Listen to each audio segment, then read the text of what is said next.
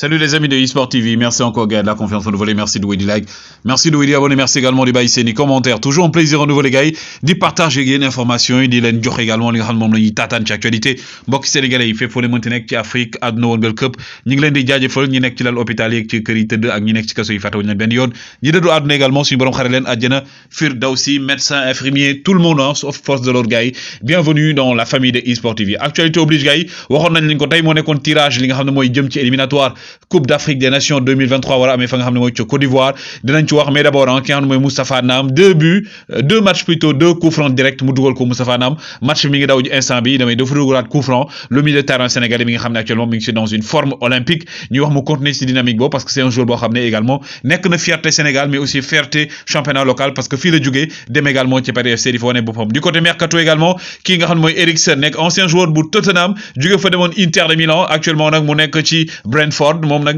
ñi nga xam ne mooy Tottenham selon les informations dañ ko bëgg a recruter waat moom mi nga xam ne problème cardiaque moo ko daboon ci li nga xam moo nekkoon Coupe d'Europe bi ñëpp ne woon sax carrière am jeex na mais dellu si waat na ndànk-ndànk on espère que ça va continuer et selon également de Daily Mail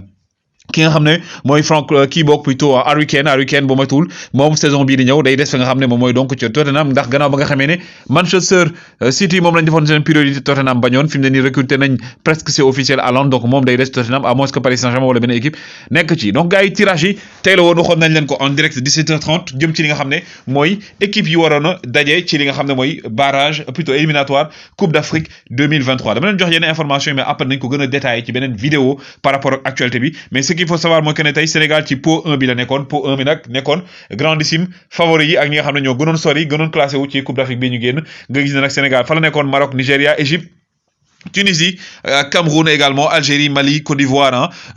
Burkina Faso nekkoon ci également yeneen équipe bokkoon ci aussi donc tey tirage bi nag def nañ ko bañ defee tirage bi nag le Sénégal moom nekk ci poule L le Sénégal nekk moom ak équipe bi nga xam ne moom mooy Bénin bokk ci équipe yoo xam ne gars yi mooy équipe yi nga xam ne jàpp nañ ne match am ak Sénégal dina nekk match boo xam ne mooy peut-être mooy gën a metti ci poule bi parce que Bénin ak Sénégal jotoon nañ laalante 2019 donc l'équipe de Aliou Cissé avec Sadio Mané et le trio gars yi ñoom ñoo war a dajeek Bénin li nga xam ne nag mooy particularité par rapport ak li nga xam ne mooy Coupe d'Afrique bi gars yi mooy équipe yi c'est 48 équipes yoo xam ne dañ leen def ci 12 poules de 4 équipes 12 poules de 4 équipes benn rek moo xam ne du am 4 équipes mooy poule bi nga xam ne déjà Côte d'Ivoire moom en tant que pays organisateur directement dafa qualifié donc gis ngeen Sénégal Bénin la Mozambique ak Rwanda mais aussi comme on dit outsider amatul attention notamment que Sénégal dafa am problème pour jouer ak équipe yi nga xam ne bloc bas la donc match yi waxoon naa leen ko booy seet ci bañ defee tirage Coupe du monde bi avant waxoon naa leen exclusivité bi ne match yi fi mu ne nii gars yi dañ koy xaaj dafa match yoo xam ne day am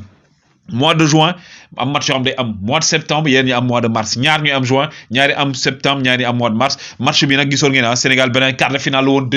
Coupe d'Afrique 2019 ki nga xam ne nag mooy Idrissa Gana Gueye jamono jooju Idrissa Gana Gueye ba léegi sax mi ngi ci mais Idrissa Gana Gueye dafa defoon Coupe d'Afrique bu exceptionnel moo dugaloon bii bi taxoon Sénégal gagné Bénin 1-0 laataa ñoo dem ci demi-finale donc le Sénégal va retrouver le Bénin également l'un des meilleurs amis ou le meilleur ami de Sadio Mané fa lay jouer dinaa leen ko wax également kan la ci mais en tout cas ce sera un match boo xam ne match bu ñëpp di xaar la donc poule yaa ngi nii gis ngeen ko Nigéria Sierra Leone Guinée-Bissau Sao Tomé ñoo nekk ci poule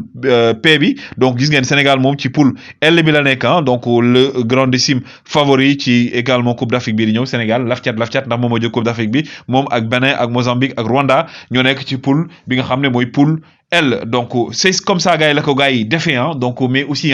Cameroun aussi poulam nekk na poule boo xam ne pour man bokk na ci poule yi gën a am avantage parce que kii di Kenya donc moom it Kenya dañ ko daan une fois FIFA dafa teg ci ñoom ay daan te daan bu ñu ko tegut Kenya donc du mën a jouer matcham te bu joué wul matcham day arranger Cameroun ndax Cameroun dina mën a am temps organiser aussi yeneen match amicaux waajal li nga xam ne gars yi moo jëm ci coupe du monde boo xam ne équipe yëpp ñu ngi renforcer wu Sénégal aussi nekk ci dynamique de renforcer wu mais lii dina permettre Aliou Cissé mu gën a élargir équipe am mu gën a am aussi perception par rapport ak aujourd'hui li nga xam ne mooy coupe du monde bi nu ñu koy préparer et tout parce que avant coupe du monde bi dinañ jouer ñaari match gars yi dinañ jouer match juin 4 matchs plutôt dinañ jouer juin jouer également septembre et on espère que ça va être de bon augure gars yi c'était les informations que je voulais vous donner en premier dina wax ne également on dinañ dugg ci détails yi wax poule Sénégal bi comment ça va se faire détail tamit li nga xam ne moo jëm ci donc coupe d'Afrique bi tirage bi nan la demee ak Côte d'Ivoire nan lay organiser parce que Côte d'Ivoire aussi gars yi ba tey am na ñoo xam ne gëmuñu ne Côte d'Ivoire dina ko mën a organiser à temps ndax problème d'infrastructure yi même bu fekkee ne wane nañ ne am na stade yu pare en tout cas les gars c'était les informations